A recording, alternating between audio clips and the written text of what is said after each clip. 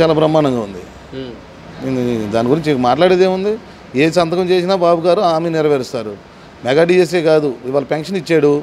Pension Jaganmohan Reddy 2000 pension 3000 చేశాను అన్నాడు.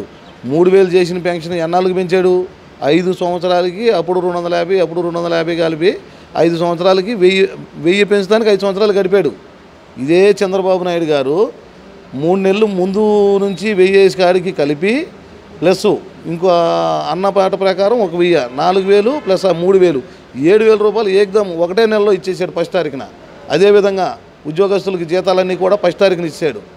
అంటే ఇప్పుడు సార్ జగన్మోహన్ రెడ్డి గారు గతంలో పెన్షన్ ఇవ్వడానికి ఇప్పుడు చంద్రబాబు నాయుడు డైరెక్ట్గా పెన్షన్దారుల దగ్గరికి వెళ్ళి ఆయనే డైరెక్ట్గా ఇవ్వడంపై మీకు ఎలా ఉంది? చంద్రబాబు నాయుడు గారు డైనమిక్ లీడర్ అండి.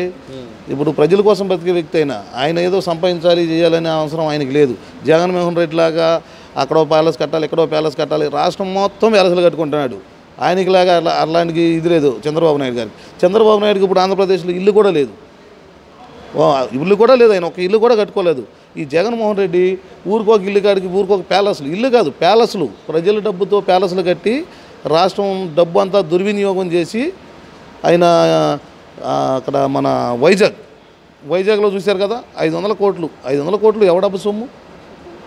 అలాంటి వ్యక్తి జగన్మోహన్ రెడ్డి అయితే మన చంద్రబాబు నాయుడు గారు ప్రజల కోసం మన దేశ చరిత్రలో ఒక సీఎం వెళ్ళి ఒక దళితుడి ఇంటికి వెళ్ళి పెన్షన్ ఇవ్వటం అనేది ఇదే మొట్టమొదటిసారి. ఇంతవరకు దేశ చరిత్రలో ఎక్కడా లేదు. అన్న క్యాంటీన్లు పెడతారు. అసలు ఫస్ట్ అన్న క్యాంటీన్లు పెట్టింది ఎవరు? బాబు గారే కదా.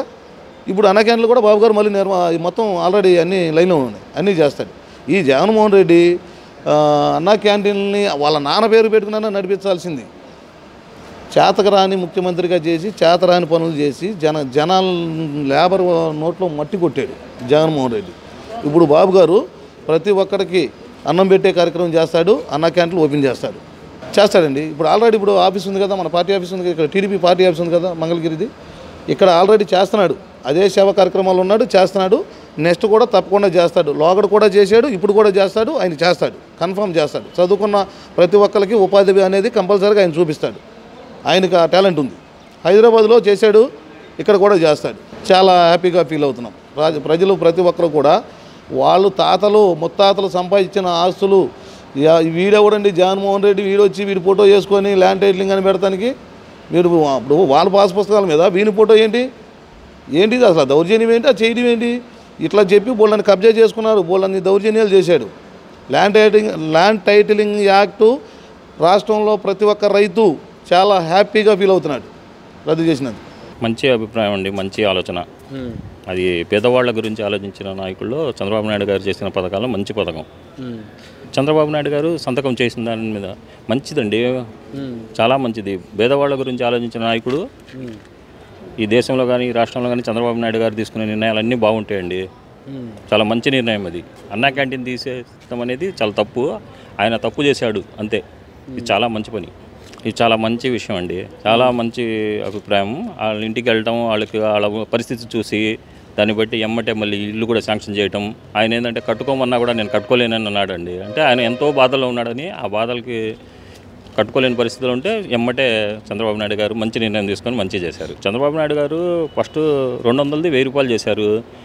ఎలక్షన్ దిగబోయే ముందు ఆయన గారే 2000 చేశారు. ఈసారి నేను గెలిస్తే 3000 అన్నారు. జనాలు ఏమో తెలుసుకోక ఆయనకేశారు. ఆయనేమో 250 ఏమో పెంచాడు. ఇంకో 250 పెంచడానికి 2.5 ఏళ్ళు పట్టింది. అట్టా చివరికి వచ్చేసరికి 3 ఏళ్ళు చేశాడు. ఆయన గెలవంగానే ఇస్తానన్నారుగా ప్రతి ఓటర్ కూడా 750 రూపాయలు దండకు పోయినట్టుగా. ఆ 5 ఏళ్లలో చాలా నష్టపోయారు. జనం బాగుండాలి అంటే చంద్రబాబు నాయుడు గారి పరిపాలన బాగుండిద్దండి. ఈ 7000 ఇవ్వటం వల్ల ప్రతి ఇంట్లో కూడా పండగ వాతావరణం నెలకొంది ఈ రాష్ట్రం మొత్తం. చంద్రబాబు నాయుడు గారు చేసిన ఏ పథకం కానీ ఏది చేసినా కూడా సాధ్యుడు. ఏది చేసినా కూడా చంద్రబాబు నాయుడు గారి వల్ల అంతా మంచి జరిగింది ఈ రాష్ట్రానికి.